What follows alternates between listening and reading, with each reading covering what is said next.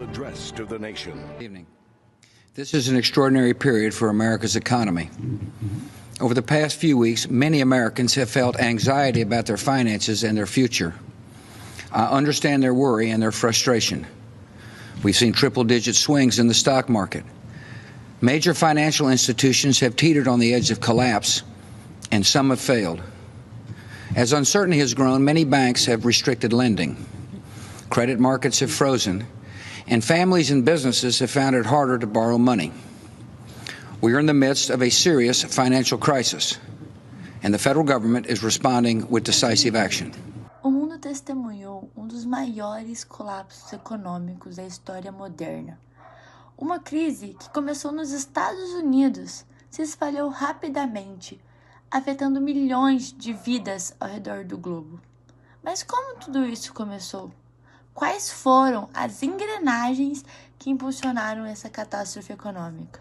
Uma das causas da crise foi a prática de hipotecas nos Estados Unidos. Esta é uma modalidade de crédito na qual as pessoas obtêm um empréstimo bancário e colocam o imóvel como garantia de que o empréstimo será pago. Além disso, a pessoa pode hipotecar o mesmo imóvel diversas vezes, ou seja, contrair vários empréstimos, mas com o mesmo imóvel como garantia de todos eles. Em outras palavras, os bancos passaram a oferecer empréstimos a juros baixos para a população comprar imóveis, mesmo aquelas que não possuíam renda suficiente para quitá-los. Isso aumentou a procura por imóveis, e com isso os preços foram subindo. A consequência foi uma bolha imobiliária, já que as pessoas financiavam imóveis a um preço muito acima do que eles realmente valiam. Quando os bancos passaram a aumentar a taxa de juros dos empréstimos, ou seja, as pessoas teriam que pagar mais juros sobre o valor emprestado, muitas delas não conseguiram mais pagar as parcelas dos empréstimos e, com isso, os bancos não tinham mais dinheiro para realizar as suas operações. Eles estariam se arriscando muito e não havia restrições regulatórias. Então era o sinal verde para aprovar mais e mais e mais empréstimos. Entre 2000 e 2003, o número de empréstimos de hipotecas feitos a cada ano quase quadruplicou. Os créditos sem garantia ficaram conhecidos como subprime, e para piorar mais ainda a situação da crise, os bancos passaram a misturar os subprimes com empréstimos de baixo risco e montar os pacotes CDO, obrigações de dívidas colateralizadas. Os CDOs eram então vendidos para os investidores em todo o mundo. Desse modo, quando as pessoas que pegaram financiamento nos Estados Unidos pagassem as dívidas, o dinheiro dos investidores iria ser devolvido com juros. Como os juros pelos CDOs eram altos, os investidores acreditavam se tratar de uma ótima oportunidade para ganhar dinheiro. Contudo, o fato de que os CDOs tinham em sua composição subprimes não foi exatamente explicado aos investidores. Por fim, as pessoas que pegaram os empréstimos subprimes não conseguiram pagar suas dívidas. O resultado foi então um efeito em cadeia, já que as dívidas estavam presentes em bancos e fundos de investimentos em todo o mundo. E foi assim que, em setembro de 2008, começou a falência generalizada de bancos americanos, que deu início a uma dura recessão mundial. O mundo todo vive sob o impacto do naufrágio do quarto maior banco de investimentos americano. E olhe que ao longo dos seus mais de 150 anos de história, o poderoso banco Lehman Brothers nunca emprestou $1 sequer para alguém comprar casa própria. Mas essa instituição secular e respeitada, que até o ano passado ainda deu lucros, foi contaminada justamente por aqueles empréstimos imobiliários arriscados do começo dessa história. O Lehman Brothers, fundado em 1850, era um dos maiores bancos de investimento dos Estados Unidos. Durante a década de 2000, o banco participou ativamente do mercado de hipotecas subprime, comprando e vendendo títulos lastreados por essas hipotecas de alto risco. Quando a bolha imobiliária estourou, muitos desses títulos perderam valor rapidamente. O Lehman Brothers, que tinha grande parte de seus ativos expostos a esse mercado, começou a enfrentar enormes perdas. Em 15 de setembro de 2008, após falhar em encontrar um comprador ou obter ajuda governamental, o banco declarou falência, com uma dívida de 613 bilhões de dólares. Essa foi a maior falência da história dos Estados Unidos. I don't know anything more than you. I've only been here a week, graduate scheme, and so my kind of career has been halted at the first hurdle, and that's it. Os impactos impactos da crise não tiveram muita influência no Brasil. As maiores consequências foram as quedas das exportações de commodities como o ferro e o petróleo, decorrentes à falta de demanda e a diminuição dos investimentos estrangeiros no Brasil, como consequência do aumento da incerteza econômica, prejudicaram a balança comercial. O presidente Lula reiterou hoje que o governo não pretende adotar nenhum pacote econômico para combater os efeitos da crise, mas apenas medidas pontuais.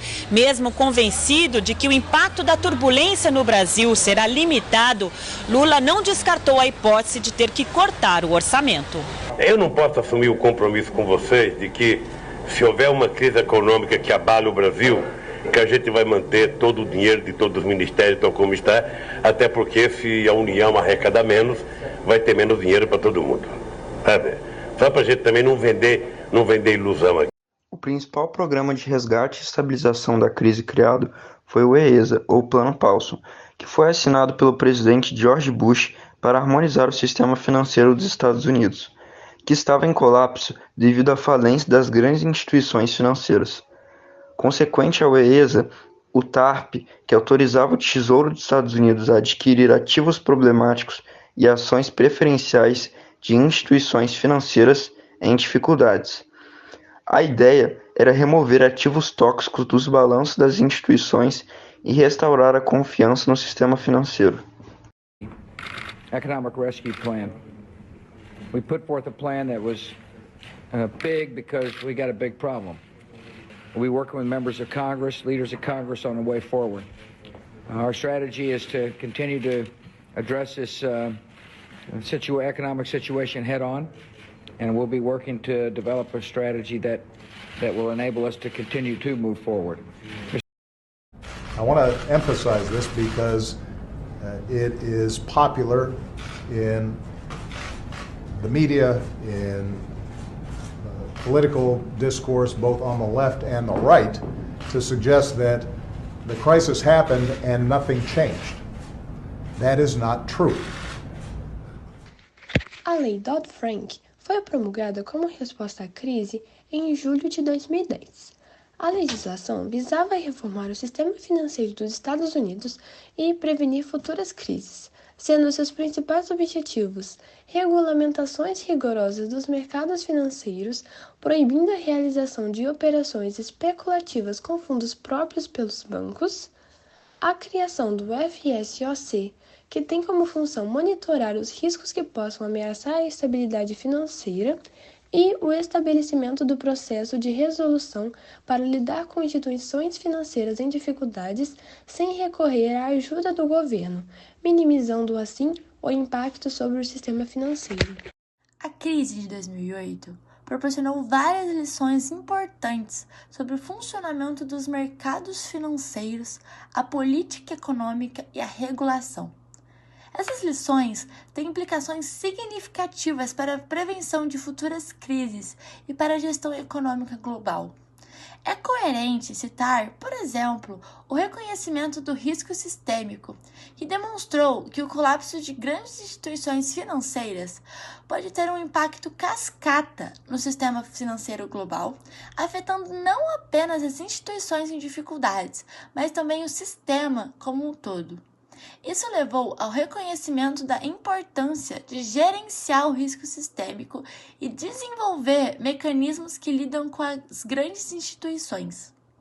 Também é compreensível citar a sustentabilidade da dívida, que destacou a importância de manter políticas fiscais responsáveis e sustentáveis. Muitos países, especialmente na zona do euro, enfrentaram crise de dívida soberana após a grande recessão, mostrando que o gerenciamento prudente das finanças públicas é essencial para a estabilidade econômica.